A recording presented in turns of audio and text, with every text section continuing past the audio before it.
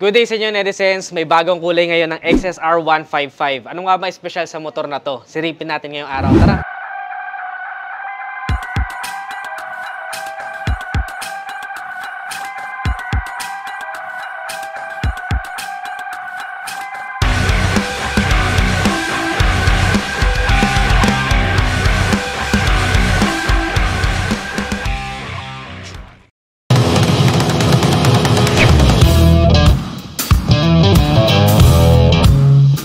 Isang XSR 155 sa mga mabibentang motor ng Yamaha dahil kung makikita nyo naman, napaka-forma at napaka-brusko niyang tignan. Classic looking retro bike na talaga namang head turner sa kalsada. Ang tawag sa bagong kulay na to ay Phantom Blue. Ano nga ba special sa motor na to? Tara, magbalik tanaw tayo sa specs and features niya. Isa sa pinagmamalaki niya ay yung kanyang timeless tank design. Kung makikita nyo yung tank niya, napaka-elegante ng pagkakadesenyo. Meron tayo ditong black sa gitna, XSR na emblem sa middle part. Tapos, meron lang siyang decals dito na kulay silver. And then, XSR na logo. Isa pa sa nag-complement dito sa kanyang design ay yung tinatawag na heritage seat. Itong nandito sa XSR 155 na Phantom Blue ay kulay black. Kung makikita nyo, ang ganda ng stitches niya. Parang custom made. And then, meron pa siya ditong, siguro pwede ka mag-ipit dito kung meron ka man gustong iipit like papeles o RCR o kung ano man trip mo na iipit dyan. Meron siyang parang custom belt na nakakatuwa. Astig na astig talaga. Isa pa sa bubuo ng kanyang forma ay ang kanyang dual purpose tires. Kung makikita nyo, iba yung pattern niya. Parang likod ng pagong. Ibig sabihin, parang nag-signify siya na kayang-kaya niyang pumunta kahit sa mga semi-off-road experience. Pero of course, syempre, iwas na tayo kapag sobrang lalang off-road na. Iba pa rin yung mga enduro bikes natin compared dito. Ibig lang niya sabihin, just in case, mapunta ka sa mga lubak-lubak na daan o kaya naman matawid ilog, kayang-kaya pa rin ng motor na to. Isabay mo pa dyan ang kanyang suspension na makikita nyo, upside down fork. So, napakaganda ng feedback nito pagdating sa mga bumpy roads. Meron din tayo ditong napakalaking disc. Meron siyang single hydraulic disc na preno sa unahan with 2-pot caliper. Ang size naman ng gulong na to ay 110 by 70 by 17. Of course, tubeless tires na. Makikita mo rin na meron siya ditong handcrafted heritage parts. Itong kulay silver na to, yung mga handcrafted designs niya. Astig talaga. Pagdating naman sa makina, hindi ka mapapahiya sa isang to. Meron siyang 155cc, liquid-cooled engine, goods na sa mahabang biyahe, single overhead cam, single cylinder, 4 valves, and ang maganda doon, meron pa siyang VVA or variable valve actuation, which means pagdating sa mid to high RPM, meron pa rin siyang hatak. So mamamaximize mo from low speed to high speed. Idagdag mo pa dyan ang assist and sleeper clutch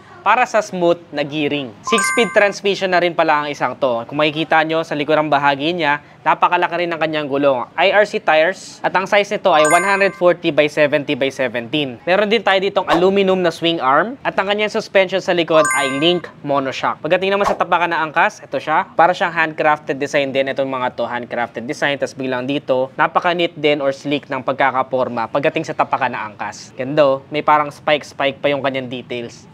Angas, diba? So makikita nyo, meron din tayong tinatawag na Delta box frame, making the lines connecting the top and the bottom of the head pipe to the near swing arm pivot as straight as possible. Napakalaki din ng kanyang tambucho and napaka-bruce kung tignan. Meron pa ditong kulay silver na sa dulong bahagi at parang may mga butas-butas naman dito. Kung makikita nyo yung mga ilaw niya, netizens, napaka-modern na din kasi LED yung kanyang pinaka-tail light. Nagustuhan ko kasi parang sobrang minimalist lang niya. Isang bilog lang dito pero kitang-kita mo pa rin and very visible pa rin sa kalsada. And meron din siyang designated na plate light para sa inyong plaka. May reflectors din dito, added visibility sa gabi, and nakalitaw yung kanyang mga turn signals na nakakapagpadagdag sa kanyang forma. Sa mga gusto ng specifics, ang kanyang maximum power ay 0.2 kilowatts at 10,000 RPM. Ang kanyang namang maximum torque ay 14.7 Nm at 8,500 RPM. Para naman sa mga magtatanong kung ilan ang fuel tank capacity nitong isang to, meron siyang 10 liters na fuel tank capacity. Sapat na siya para sa 40 kilometers per liter na kanyang average fuel consumption. Of course, it still may vary depende sa road condition at sa inyong throttle hobby. Para naman sa engine oil capacity, meron tong 1.05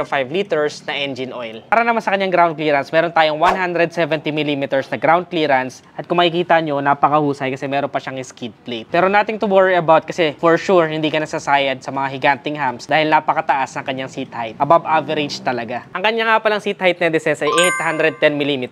Medyo may kataasan. My height is around 5'3 to 5'4. Super tiptoe na ako sa isang to. So I suggest siguro at least 5'5 para talagang comfortable kayo pagdating sa kanyang seat height. Pero kapag nag-angkas ka, maaaring bumaba pa naman yung kanyang seat height. Pero kung medyo experienced riders ka na, kagaya ko, Pwede mo itong i-drive kahit na short riders ka. So, medyo pang malaking tao din itong isang to. Pagdating naman sa weight, halos hindi naman nalalayo sa NMAX ko yung kanyang weight. Kaya, kayang-kaya talaga i-maneuver. Meron siyang wet weight na 134 kilograms. Makikita nyo yung kanyang headlight, LED na rin. And nakahiwalay din yung kanyang turn signals. Added sa forma. So, napakalinaw na neto pagdating sa gabi. Para naman sa kanyang compression ratio, meron tayong kagaya ng sa Aerox na 11.6:1. Actually, yung kanyang specification sa makina ay maihahalin tulad natin sa Sniper 155. So parang ganun yung pwede nating expected na output pagdating sa motor na to. Napakalambot din ng kanyang clutch, so hindi ka talaga mangangalay pagdating sa mahabang biyahe. Kung makikita nyo yung panel gauge niya, Nedicens, napaka-stylish din kasi meron na tayo ditong full LCD na panel gauge. So makikita nyo meron gear indicator, may RPM indicator, and speedometer. Of course, meron din tayo ditong odometer at saka fuel gauge. Kumpleto sa Ricados na rin. Sa ibaba naman, may turn signals, high beam, low beam, temperature check, engine check, neutral, tapos ito yung left na turn signals. Ayan o. Yun, kompleto na, di ba? Medyo may kaliitan siya pero napaka-stylish at maporma naman. Sabay mo pa na meron tayo ditong naked na handlebar, added talaga sa forma netong kabuuan ng motor. Sa mga switches naman, meron tayo ditong kill switch, activated, and electric start pag binaba mo siya. Yung kanya naman susian, Nedicens, classic pa rin, ayan. Tapos, meron din siya, of course, anti-theft. Makikita nyo yung susi niya, ayan siya, isang diretso, hindi kagaya nun sa mga Mio na parang nasa dulo dito yung kanyang magnet combination, dito nasa gitna. So, ganito yung purpose niya, Nedicens. Kailangan mo lang, sakto doon. Ayan, o. Pwede mo nang i-shot para hindi na masusian ng mga magtatangkang magnakaw o kaya mantitrip sa motor mo. So, ayan. Tapos, ganun na lang ulit. Shoot mo lang ulit. Yan. Bubukas na siya. So, magnet combination lang siya dito, Nedicens. Yan. Tapos, pwede mo nang susian. Hindi pa siya keyless. Ito naman yung kanyang susian para sa kanyang fuel gauge. Same din, of course, ang susi na to. So, isususi mo lang siya dyan. Ayan. Bukas na. Napaka-stylish, di ba? Hindi ka natatayo kapag magpapagas ka. Yun. Tapos, may takip din.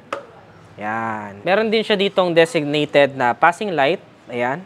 Kaya ito, very useful sa akin to ha. Imbis na ma-overuse mo yung busina mo, mag-cause pa ng away, passing light na lang, no? Pero sa gabi, mas useful to. Sa umaga, pwede din.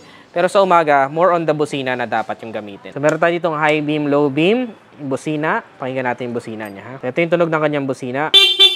Yan. Tapos turn signals, napakasarap sa pakiramdam ng kanyang mga pindutan. Premium quality din talaga. So makita nyo, Nedicens, meron siyang ditong big chunk na parang silver din with the Yamaha decals. Nakakapag-add din talaga siya ng style ng overall dito. Makita nyo, meron din siya ditong handcrafted heritage design dito sa part na to. And napakaganda rin ng pinakatapakan ng driver. May parang spike-spike din. Tapos ito naman yung kanyang rear brake. And nandito yung kanyang brake fluid. Added style din talaga, no? Angas. So ito yung kanyang pinaka-radiator, Nedicens. Dito siya nakapwesto. Pero for me, maganda yung pwesto niya kasi nakakapag-add siya ng style dito sa kabuuan ng motor. And of course, it signifies na kayang-kaya niya talagang bumiyahe ng malayo without overheating. Kaya, goods to for long rides. Kung meron man akong gustong baguhin sa kanya, siguro ito yung kanyang side mirrors. Kasi kung makikita ninyo, parang hindi pa siya angkop para dun sa mismong motor. Nawawala yung pagkaangas niya or yung essence sa pagiging classic. Mas maganda siguro to kung yung mga bilog na side mirrors para mas complement dito sa kabuuan ng classic na motor. Aside doon, wala naman ako ibang masasabi dito.